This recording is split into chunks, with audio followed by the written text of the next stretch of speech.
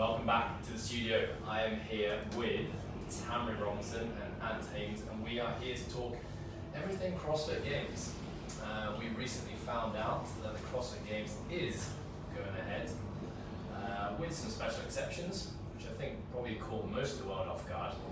And of course, these two people that joined me in the studio were both in a position to be going to the CrossFit Games this year in 2020. Unfortunately, that looks like it's no longer going to happen due to the rulings that CrossFit Games has set out for the Games this year. And really this episode is just to get some honest thoughts and reflections on how you guys are feeling, what is next with training, and I want to also finish by talking about the future of the sport. We see any changes over this period of time impact CrossFit as a sport, as a training methodology for the recreational user, for the high-level athlete who's not getting paid to do this, and for the elite-level athlete like yourselves who are making a living in the sport. Well, anyway, welcome to the studio, guys. Thank you. Thank you. Okay, well, I have a bit of an agenda here, but I don't want to stick to it too closely. I want this to be a bit more of a free-flowing conversation. We found out when CrossFit made that 2 weeks ago, 2.5 weeks ago, I think. announced it obviously through Instagram, Of course. as they always do. Official. What was the timeline between Instagram announcement and you guys getting the official letter over email to say the game will not be going ahead? I think it was 2 days, 2 or 3 days. Okay, not too bad. Not too bad. And perhaps you could just shed some light to listeners on what the format is for the CrossFit Games this year. Yeah, so obviously the 3 ways to qualify for the CrossFit Games is as a top 20 in the CrossFit Open, or you could be a sanctional winner. I think there was 30 plus sanctionals scheduled to go ahead this year. Or you could be a national champion, or if you're representing country if there's an affiliate. So myself and Tammi are both national champions. The top 20 were already obviously secured in as soon as the Open was done, and they'd already run through 10 sanctional events. So now what they've done for the people competing across the games, they're taking the top 30 females and the top 30 males, being the top 20 from the games. Sorry, that's a lie. Top 20 from the CrossFit Open, and then also the 10 sanctional event winners that had already taken place. So that will make up the 30 people that go. Perfect. And obviously you guys as national champions weren't included. So included in that. Yeah, no national champions, there's no age group, masters or teens, and there's also no team event, although Richmond is going to be hosting a team event at the CrossFit Games. Right. Well, let's dive straight into it. What were your thoughts when you first saw the Instagram post? I know we have a group called Two Peas in a Pod and Coach, where we talk about these kind of things and more. And obviously the post was sent through. I kind of had just seen on Instagram.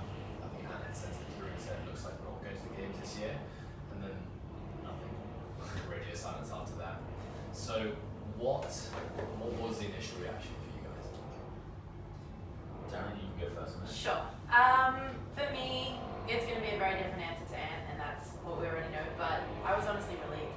I had this big patch of, okay, this was the year that I was coming back and had all these competitions lined up, COVID hit, things got cancelled, which I wasn't angry about. I was a little bit disappointed and, felt like I was a little bit lost with my direction for training, even though I knew the games was coming up. I think leading into it, I did want the experience. I did want to, experience, wins and losses and go through all the things that I guess Ant has had experience with for the last 7 years of competing. So heading into now what we hear about the games, I think I didn't lose my motivation for training as such. I think I struggled to find fulfillment, and I was struggling to enjoy training, which was because I had this big looming cloud of, wow, I don't have all these other competitions or all this experience, and now I have like the biggest stage to go to. Like I feel like I'm out of my depth. I feel like I don't know, I guess I just felt like I wasn't good enough, that I didn't deserve to be here. And I know you talked to me a lot about it, to be like, you do, like you earned your spot, you should be there. But yeah, I guess for me, it was just like a sense of relief. Now I can just settle my nerves and settle everything down and kind of like have a chat with myself to see where I'm at and why I'm thinking the way I am, and then make a plan moving forward for the next season. Okay, I think there's some important details that we haven't covered which might have contributed to your thinking. Yes. Number one is that there was a big question mark over the CrossFit Games going ahead for a long time. Yeah. You know, so there was a post that probably went out probably about 2 months ago, I'd say, which said like the CrossFit Games will be going ahead in some way, shape, or form.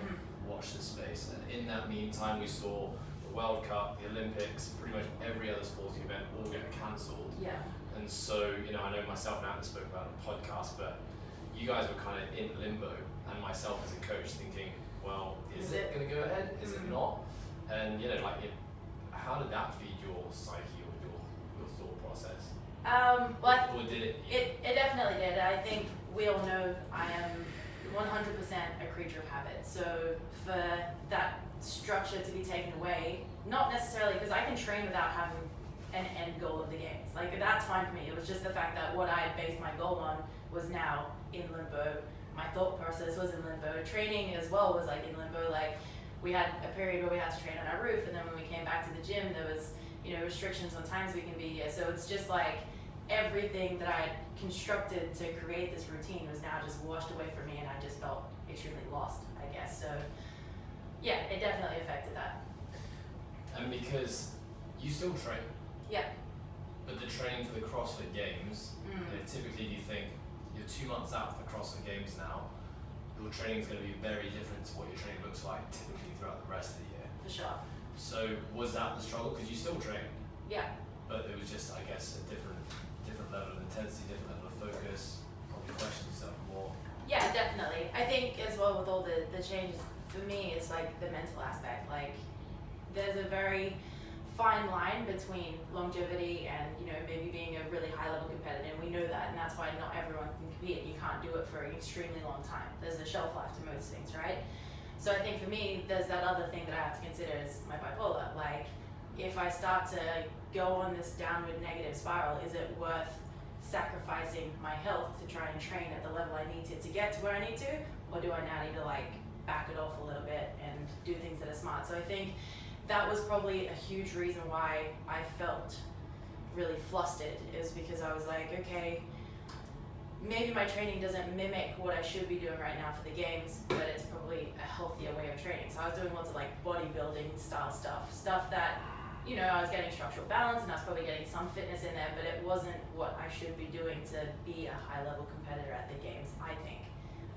And that's another thing that added to the stress, is like all these people like Ant, I could look at Ant and be like, he never lost, or to me, I don't know if he did, but he never seemed to lose like his drive and his dedication to what he was doing, or like, you know, his progression was linear and he was always moving forward in a step towards the games, which is obviously his goal, and I know I have that goal as well, but I got to a point where I found my training wasn't doing that, and it was like a mindful decision to not do it as well, to try and kind of like back off the intensity and like give myself a bit of a buffer to not go into a negative spiral. But yeah, I think it was discouraging, and it definitely made me question whether or not I had what it took to be at that level. Okay, we had a conversation. It was in a car ride out to my parents' house. Yes, we did. We talked about this a little bit. And I think we came to some realizations then. One of them I remember being that to achieve the same goal as someone else, your path may look very different. Yeah. And I think, you know, I guess my question here is that, do you think if the games went ahead, the training that you put in this period of time, which you just admitted and said was a little bit different than probably what is necessary to classical thinking of how to prepare for CrossFit Games, Yeah. do you think you would have fared better, say, or worse, had you gone through, you know, more of something like Hannah did? That's a great question. I think relative to how I was feeling, the way that I was going about it was smart, and it meant that I would put forward a better performance at the time of the games coming up. But had I not had that other stuff going on and I continued the way that I was, it wouldn't be the same, if that makes sense. Like, I think I would have been worse off trying to push through and do what Ant was doing in the long run. I definitely couldn't have sustained it, and I definitely would have burnt out, and I definitely, you know, if it wasn't at the games, would have been just before the games, I would have crashed and burned. So the option that I think I chose was more sustainable, and it might not have yielded as good a results as training the way that I did, but it would have been the best, if If that makes sense. Yeah, it wouldn't have yielded the same, like perhaps like the physical, Yeah. physical results that may have been achieved with like harder progressive training. Yeah. If we look at you, the overall as a person, which is factoring in like the emotional, the mental state, Yeah. that type of training actually would have meant you were a better athlete. Yes. Come the games. Yeah. Which I think is really important because we get so wrapped up, especially with social media, all the time, watching other people and seeing what they're doing.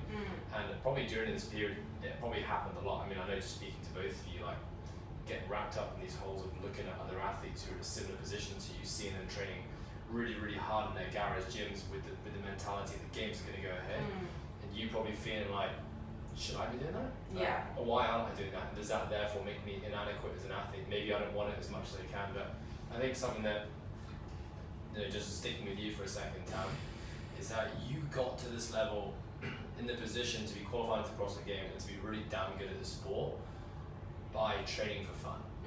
You spent 3 years training twice a day, 5-6 days a week, training for fun, and without the CrossFit Games even as a goal anywhere within your future. It was just like, I enjoy training, I want to train hard. Yeah. And you got really good at it. Yeah. And yet that still qualified you to CrossFit Games. So why suddenly change? Why suddenly like start benchmarking yourself against others? Yeah. Have you got any realizations that you've learned through the process perhaps? Yeah, I think I'm still in the process of learning, so I know as soon as I'm done with this, I'll be able to give a little bit more insight. But I think a huge part of it is over the years of competing, when I did compete, I just had such a negative link to it. And I think, it's gonna take time to build a healthy relationship, just like I'm sure someone with like an eating disorder or, whatever, something similar, they have this whole negative psyche attached to something, and it's really hard to dissociate from that. So I think it's a case of, like I said, just putting myself out there, being vulnerable, accepting like it's okay to feel the way that I'm feeling, and Anne's been really good at, being a, kind of like voice board, letting me just talk, and then being empathetic and, describing that he does go through this stuff, but maybe not to the same extent. Yeah. Sometimes he is just like, you need to toughen up, but a lot of the time it's like, he says he does go through it, he's just able to go or get through it faster or understands that it's part of the process. I'm still learning the process. I'm so new to all the things and all the emotions that are going on. So yeah, I think it's just a case of being able to accept what is and understanding that I'm not the only person, not the only athlete that goes through these, times of turbulence, and that when I pull through, and I'll be better on the other end. So awesome. Yeah. Yeah, I think just that comparison with Anne, so obviously Anne, you've been going through this type of journey of like setting a goal, falling short of the goal, revisiting new goals, and then starting the process again. We did it for a long time with rugby players. We've done it 7 years competing in CrossFit at a high level. So, like you said, I think every time we fall back into one of these cycles of disappointment or questioning ourselves, you come out of it learning something new about yourself. For And sure. I think over time, that's what really calluses our minds and makes us better athletes.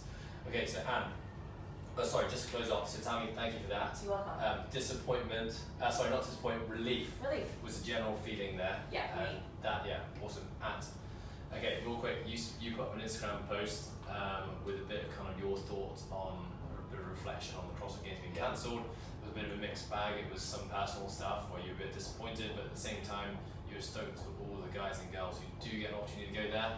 What were you thinking? I think for me, it was a bit of a blow to not get the invite. I think once they put out the message saying they will crown the fittest on earth, and it will probably be in California or online, I thought there would be some sort of elimination process to get you to that point anyway, whether it was just go straight to top 30 like they've done, or eliminate it somehow. And I'm rubbish at online qualifiers anyway, so I was like, I don't even think I'll be qualified anyway to do the CrossFit Games. So I didn't really expect to compete. When it did come out saying that I wasn't going to go, I was pretty gutted and disappointed in the fact that I couldn't build on my momentum from the 2019 CrossFit Games, where I felt like I gave a decent showing of what I can do as an athlete, but not my full potential, just because of game day nerves, lack of sticking to my own strategy, and small things that you just kind of get overruled when you get into the occasion. So I was looking forward to building on that. Obviously that opportunity got taken away, but like I said, not for the wrong reasons. I think it's, if they're going to go ahead with the CrossFit Games, it's smart to cut it down to less athletes. I still very much question the fact if they're going to have any sort of overseas athletes there. It's just going to be a complete logistical nightmare for anyone from Oz, Iceland, Europe to try and get to America in the first place, let alone quarantine for 2 weeks and then go and compete. So that's going to be interesting to see if that happens. And yeah, for the guys that have got the invite, the 60 men and women, I'm a little bit envious of them getting that invite, but also stoked to see that, you know, the people that have got the invite, they never gave up on their training, like you said before, talking about social media, Instagram, like they were always kind of still grafting away behind the scenes, still putting the work in. And I think, you know, I'm talking about guys here like Travis Mayer and I guess Noah Olsen and Chandler Smith, who we spent the last summer with before the games. You know, they've still been cranking it out in their own garage and, you know, putting in the hard yards, and it's cool to see that, you know, they get the opportunity to be able to showcase what they can do. Yeah. Okay, genuine question. Do you think that the CrossFit Games, given the current climate of the world, should be going ahead? No, not at all. No, I think if one of the biggest sporting, you know, events of the, I guess everyone's into the Olympics, if that is cancelled and people have trained for 4 years to kind of get to that pinnacle of their sports, I don't know if it's smart for CrossFit to go ahead, but yeah. I mean, it doesn't seem sensible just because, like Tammi said, you know, you got the Euros cancelled, you got the Olympics cancelled, which comes around every 4 years. You got to take the seriousness of COVID and the fact that I think today when I was reading BBC News was the highest amount of cases reported since coronavirus started. yeah. And we're already almost 6 months deep into the virus being around. I don't understand how they can still be holding, you know, sporting events which will have 60 people, plus you're then going to get probably at least 60 to 120 judges, plus you're going to have some sort of media, you're going to have a cleanup team, you're going to have sponsors there, you're going to have just general volunteers there. So we're talking about probably 500 people, 600 people being at a little ranch, which again, like, it completely goes against what the whole world's trying to do right now. Yeah. I thought it was quite interesting. I think UFC happened, was it last weekend or the weekend before? Yeah. I think that was the first like big sporting event to actually go ahead probably in the last 2-3 months. All they had coronavirus. Yes, one of the lads was diagnosed with coronavirus before, but in actual hindsight, the feedback and reports from the public eye and everyone who's involved in the event said it was actually done really, really well. Right. So the UFC put in fantastic measures to ensure that safety of everyone was monitored the whole time, people were sorted if necessary, and that, you know, if that was now kind of the gold standard that events had to hold, Right. if they were going to hold it during this time. So certainly, like we know with regards to drug doping, that UFC versus CrossFit, two very, very different organizations. One obviously being the amount of money involved in it. So it would be interesting to see how CrossFit do it. You know, given that they're not as big an organization as UFC, can they make this event still successfully go ahead and not leave a bitter taste in, I guess, the public's eye? Yeah, I think it's hard as well because you have so many athletes flying in from international places. It's like it's the risk of the athletes as well, having to make the journey, having to be on a plane with people CrossFit can't control. Like there's only so much they can control without the ranch, but what about the outside factors? What do you think the public perception is in general? Speaking of people about CrossFit Games going ahead, I mean certainly amongst, I wouldn't say I've been speaking to the guys and girls who are going to the games in much detail, but speaking of just general CrossFit fans, you know, it doesn't seem to be received all that well. I think half of them are like, it's going to be cool to be able to watch an event again, because I haven't watched high level fitness in a very, very long time. Yeah. But half of me is like, it seems like the wrong thing to do. Yeah, I agree. I think your average Joe who comes to the affiliate to work out has probably got a slightly smarter perspective of it, which is, you know, the world trying to fight is like a pandemic, let's maybe not do this. And then you got people who are like sanctional level athletes, regional, ex-regional, or games level athletes who are like, this is awesome, I can't wait to see people like you said, work out again and just throw down, because sport has just been off TV for the last 6 months anyway, so just something to kind of spark people's interest in fitness would be good. But yeah, I just think the cons outweigh the pros in this situation. For sure. Yeah. Okay, well, now the CrossFit Games is not going ahead. Yeah. We obviously don't really know what the future holds because, you know, the CrossFit Open takes place in October now every year, and that's not that far away in the grand scheme of the fact that the world is still contracting a whole ton of COVID cases. Sure. We are one of the few countries who has our gym doors open again. So it's just loads of unknowns still. What are you guys focusing on now? Well, I'll start with me. So for me, it took a little while to get back into a normal sort of rhythm. Like you said, we're very fortunate that the gym's back open. We have, you know, the leisure of being able to train at the gym and do things relatively normal and establish more of a routine with me, which is great. So for me, it's just a case of, I sat down with that and listed out my priorities in my training and what I need to work on. And I think it was more a case of finding enjoyment with what I'm doing. So being more intuitive with my body, listening to myself more, calling it, like cutting off a day if I'm like, cool, not really feeling it today. Like being okay with just however I am, you know? So that's me. I definitely am still addressing things that I need to address, but probably in a less aggressive form. So is this kind of you going back to what you've been doing for the last 3 years, which is training a bit more intuitively, a little bit less structured, having fun with it, listening to your body? Exactly. Yeah, it's just a case of like rekindling that passion that I had, because I feel like I didn't exactly lose it. I was still wanting to train, but when I was training for a purpose, I was like, oh, like I'm not liking this as much. So definitely, just like you said, I got to the point where I am now, training by having fun. And my goal is not to go to the games and win the games. And I think it's awesome that people have that goal out there, but it's to go and just be a better version of myself, and I'm not being a better version of myself if I'm digging myself into a deficit or a hole. So yeah, I definitely think that's my new approach. And you know, like I said, I still need to have a bit more time by myself to establish what's happening in my head and figure it all out and kind of write it out. But yeah, I think that having this kind of pandemic was a good realization point for me to be like, okay, well, what are the things that I actually want? What are my goals? Because I think I probably did have my goals laid out, but not as specifically as I should have. Yeah, that's a really good self-perspective. Yeah. And I think just for listeners, it's important to understand that training, being so laser focused on the goal and training towards it, doesn't necessarily have to not be fun. You know, for you, Tammi, it's not that enjoyable process. Yeah. Whereas I know for Ant, like you get a lot of enjoyment out of that process. Yeah. I think, you know, we talked about it, Tammi, was that, you know, at the end of the day, the thing that's going to yield the most amount of results is the thing that you're having fun doing. Exactly, enjoy the process of it, right? Exactly. Okay, Ant, where are you at right now? I'm going bloody hard with my training right now. He is. No, I'm not actually. I've got a lot of time on my hands, like we spoke on our last podcast, and now kind of focus on my weaknesses. So I did a lot of structural strength building stuff that I haven't really had the time to be able to do in the past, and I'm grateful for that. With the gym being back open officially now to clients and our members, unfortunately I've lost a bit of my own training time, but I'm working around it. It's fine, you know. It's just about managing my own schedule.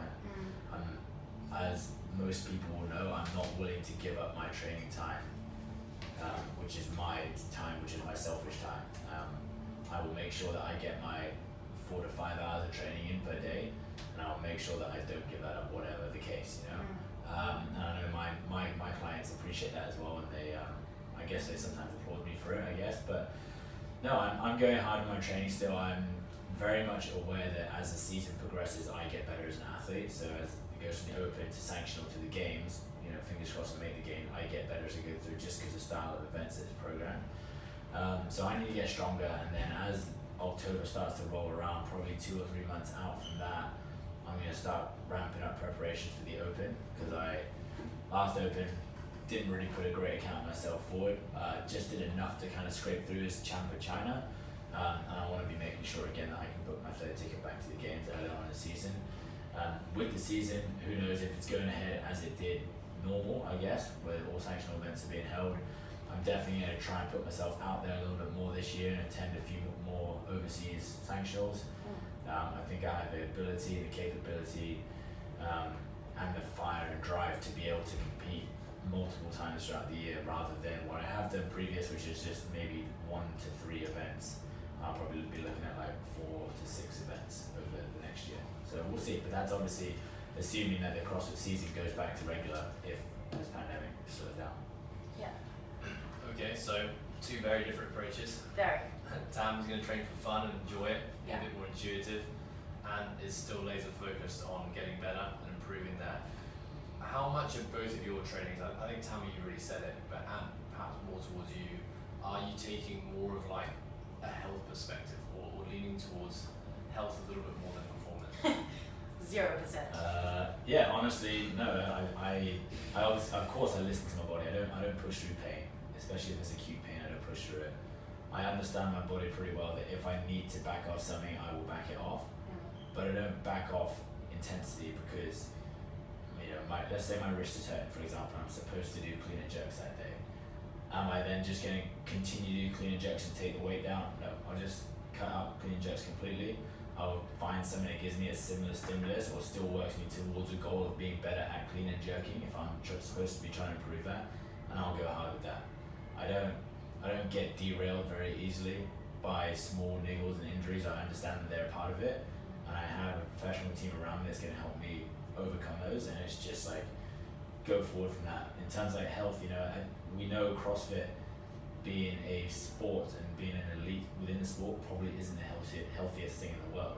Not at the elite level. No, not at the elite level. When you're training anywhere between like 3 to 6 hours a day, and you're hammering your body, and you're like having to really focus all your energy on trying to recover, it no longer becomes like it's not really a lifestyle anymore. It's like you said, it's a job, and you have to be switched on 100% of the time in order to make sure that you are continuing to progress as you go through, and you're not digging yourself down into that hole. So, with that comes sleeping, with that comes eating, drinking, hydration, the training itself, stretching, mobility, massage sessions. The list goes on, and there's always another box you can tick. So yeah, I guess for me it's just like I'm continuing to try to tick as many boxes as I possibly can on a daily basis, which I think is completely opposite to what Tammi does. But at the end of the day, I don't force my opinion and my way upon her, because as we know, like, she does it completely differently. So she's still damn good. And she's still good. I think she definitely has more talent within the sport than I do, which is probably why I almost like to train and have like an underdog mentality, I guess, where I'm okay at the sport, but I have to train damn hard to be good at the sport and being elite in the sport, and I kind of take some pride in that, I guess. I don't get like enjoyment from people telling me that I train damn hard, because I already know I do. I don't need someone else to tell me I do. But yeah, I do enjoy just grinding and grafting on my own. And if Tammi can be in the gym at the same time as me, or I have my friends and colleagues around me at the same time, then that makes it even better. But I'm not scared to do it on my own, so I'm happy to keep going. I mean, I think Tammi will agree with me here when we look at Anne. Yeah. Although you say that health is not any more important than it ever was, I've seen you take more rest days. So different. I've seen you make adjustments on your movements way more than normal. Yeah. And I think you become so much more self-in tune over the last 2 to 3 months than I've ever seen you before. Because I know you before, we worked together for a long time, is that you see clean and jerks in your program and you do a clean and your wrist is hurting, you're just gonna push through and have a shitty clean and jerk session probably that day. And over and over try and go for that 140 clean and jerk, missing it every time. I think a lot of that comes down to the fact that you were programming for me in the past, though, and that it may not. Obviously you have an expectation as a coach, but you don't have the expectation to push through pain or whatever it might be. But as an athlete, when you see your program come through and it says like build up to this number or build up to this percentage, or you should be hitting this wattage of the bike, you're like, damn, I'm gonna go like make sure I get that. I don't want to be a little bitch, and kind of back away from that number. I got to make sure that I'm hitting it, because I know if the coach has programmed it down, that should be the progression that I'm making.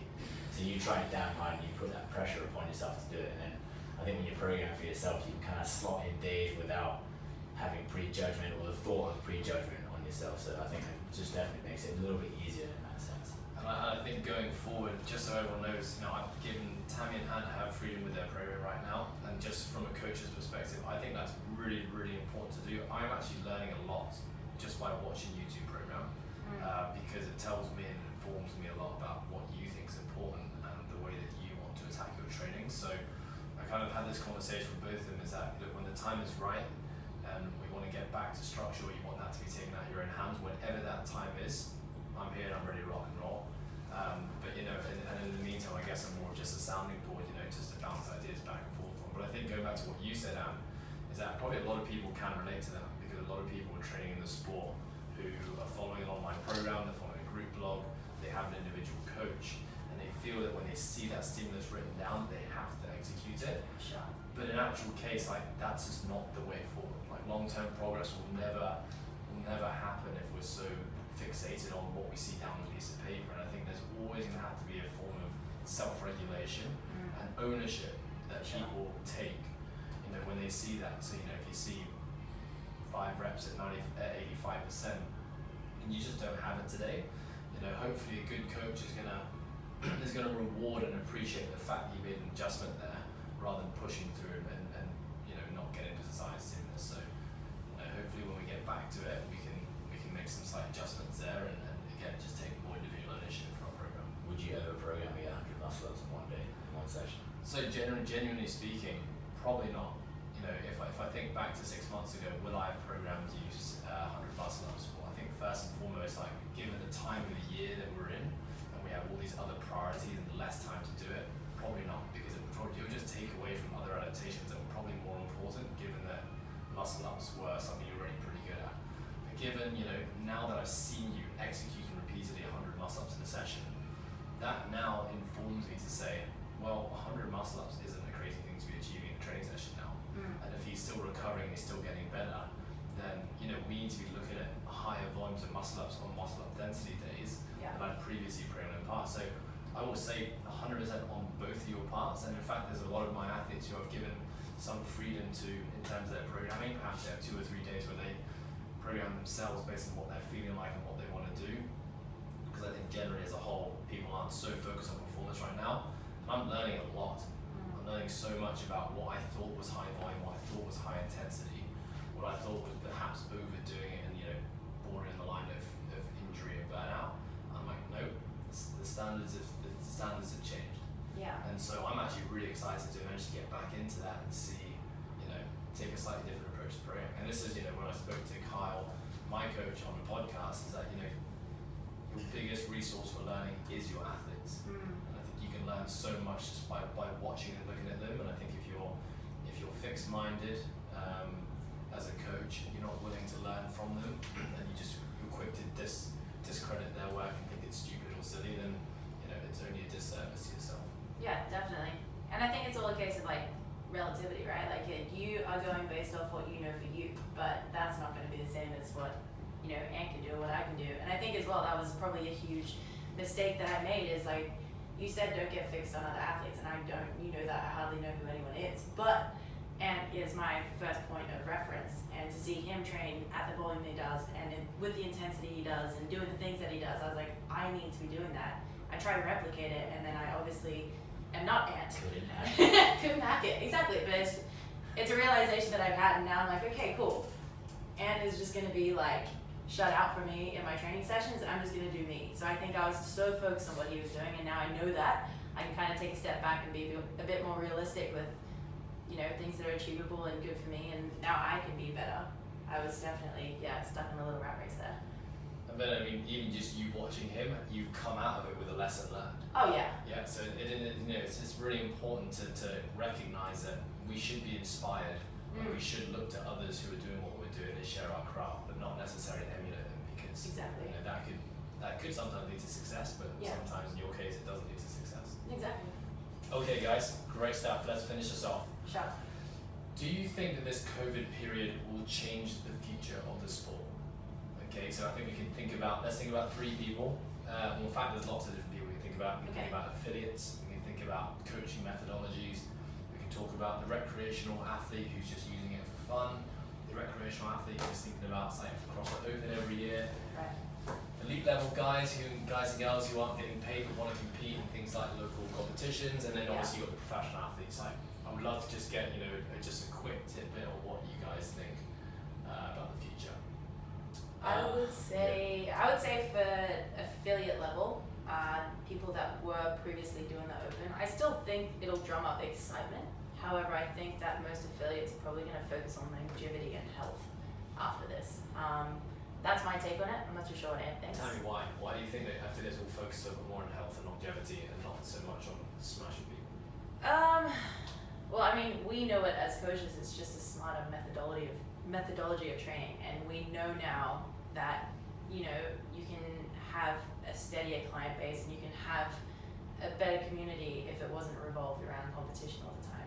It's a case of like building a community that has the same values and that believes in wanting to build better versions of themselves for the future, and not just pound themselves every day and break down into pieces and not have this bad reputation that sometimes CrossFit gets because of that. So why do you think this COVID period might change coaches or affiliates' minds with how they prescribe their training? I think it's put an emphasis on your health. I think people will realize, it's put things into perspective a little. Like, for instance, office workers having, especially in Hong Kong, it's a financial driven, or, it's a financial hub.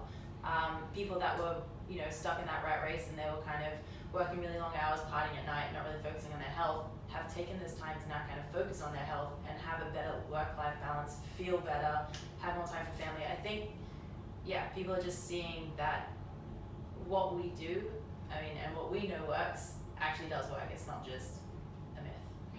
Yeah. Awesome. I agree with Tammi, and I think that would be like a utopia kind of scenario. I unfortunately just don't think. I think we're lucky in the place that we are. That it's a small country and the word spreads quick. But I think somewhere like in the States, unfortunately, that there's just so many CrossFit affiliates out there, and they are all doing well when their doors are open, and they are all just smashing their clients to the ground, whether they know it or not. It's a vicious cycle of 2 months of hard out training, 1 month of an injury, 2 months of hard out training, 1 month of an injury. It's just like a recipe for burnout and then failure in the end. But unfortunately there's just not enough knowledge out there at the moment to know what Tammi just said, which I agree. I think it's the right thing, but I just don't think people out there just understand that enough. Because if you still look at what goes up on like social media posts, that unfortunately even CrossFit posts, it's like, we are the cure for cancer, we are the cure against these pandemics, we are doing a good thing, we are essential workers, blah blah blah. I agree that gyms are great, they do stave off things like chronic diseases and all that sort of stuff, but there is a certain way to go about that versus quote CrossFit, Fran, Murph, Helen, Extremely high Jackie, intensity. every single day. It's a completely different approach, and I think that the people that have taken on our gym list program from the process program have over the course of kind of 4 to 8 weeks come to appreciate that, and they're slowly seeing like results now creeping. Now that they're getting towards like the second and third block of training, they're going like, oh, maybe I didn't need to do a version of rows and thrusters in my backpack every single day to get better at fitness, or to get healthier, or to get my first strict handstand push-up, or to feel better, or just to feel better and like pain free. So it's cool like having people even walk back into our gym now being like, I actually feel pretty good and I'm excited to lift the barbell, whereas I think a lot of people in other countries around the world and other affiliates will be coming out of the quarantine phase and the lockdown phase like, I still feel smashed and like I'm not really ready to go hard again, because they have been going so hard and just following general affiliate programming, unfortunately. I think for us, we're lucky that this whole pandemic has just strengthened our beliefs and what we've always said. And we've been saying the same message to our people for years. And now sometimes it takes a pandemic for people to realise they were kind of onto something. I kind of agree with what they're saying. So it's been really cool seeing everyone come back in here and not be like, I just want to do a 1 rep max, or I just want to go really hard, and they really appreciate the fact that the programming is set up to ease them back to heavier strength training, to perhaps ease them back into slightly higher doses of intensity, and that's been really great. When we haven't really had to have any hard conversation with people as to why we're doing what we're doing and the reason for it. So I guess, do you think that if the public or the general CrossFit affiliate member is going through this time thinking and realizing, maybe it's some self-realizations, and they're like, well, actually I don't really need to go very hard, or like I don't really miss that, are they going to come back to the CrossFit gym when they open again and say, this is not for me anymore, I'm done, I'm going to find something else? Or will they come back in, looking to their gyms for guidance and help, and when the gyms just prescribe what they always did before, which is extremely high intensity, perhaps unhealthy doses of it, are we just going to fall back into that as a population, or are people wise than that now? Yeah, I think unfortunately what people actually miss the most out of this whole thing is the sense of community. For sure. People being around each other, and I think unfortunately whatever community you go back into, unless you're extremely strong-minded and strong-willed, you will just fall into what the community is doing. So if they're like, Memorial Day is coming this weekend, we're all gonna go out, go grab your weight vest, and we're doing Murph. Yeah. Most probably we're gonna see a ton of people doing Murph, I think it's this weekend or next weekend, getting on with Murph and just smashing it, and then that's, I think, just gonna spark the whole CrossFit thing again of, I love high intensity, love high five my mates, and cheering each other on, and I think love rando. Yeah, Love it, that's the better thing. rando. Yeah, but I think that will happen, and at the end of the day, I still think it's better than doing nothing. But are we talking about longevity and success in the long run? No, we're not. So at the end of the day, it's better than doing nothing, but there's definitely always a better and smarter way to train. Yeah. Yeah. I was just gonna say on that, yeah, I definitely agree with Em. I think people might not have the self-perspective that others do, to be like, this is what's made me feel good. Yeah. So I think they're gonna go back to the gym and they will smash themselves and they'll wonder why they're feeling bad, but they won't put it back to the gym. They're gonna be like, it's because I'm back at work, or it's because of this, it's because of that. So yeah, there'll probably be some people that came out of it with some more knowledge, like we said, with longevity in mind, and then there's gonna be people that are like, give me a barbell, I wanna slam bar and get PRs. In fairness, we are in a position as coaches and gymmers where we are the professionals. Yeah. People looking to us for answers. So Yeah. really, whatever our take or prescription of fitness and health is probably what is going to influence the people who come to us. 100%. So it will be interesting. My take is I think it's going to go both ways. Yeah. For sure. There's going to be a little mixed bag of the two, but certainly the people doing the right thing are going to be around for a long, long time. And I think on competitions, will go back to the way they were. I think people are just so gutted that they missed out on things this year, whether it's like financially paying or flights were booked and hotels were booked, they just didn't get a chance. I think that would just go straight back to it, and I don't think there's anything wrong with that. I think if you are striving to be an elite performer within the sport, then that's what you got to expect. You train the way that we were kind of talking about to be an elite athlete within the sport, and I think sanction levels and the gains will just return to normal. I don't think anything will really change there. Cool. All right, guys. Well, thank you for your time. Thank you for your perspectives. And we should do this again sometime. Sounds good. I see you saying, and as tough as nails. Cool. Self-described legend. On that note. Legend.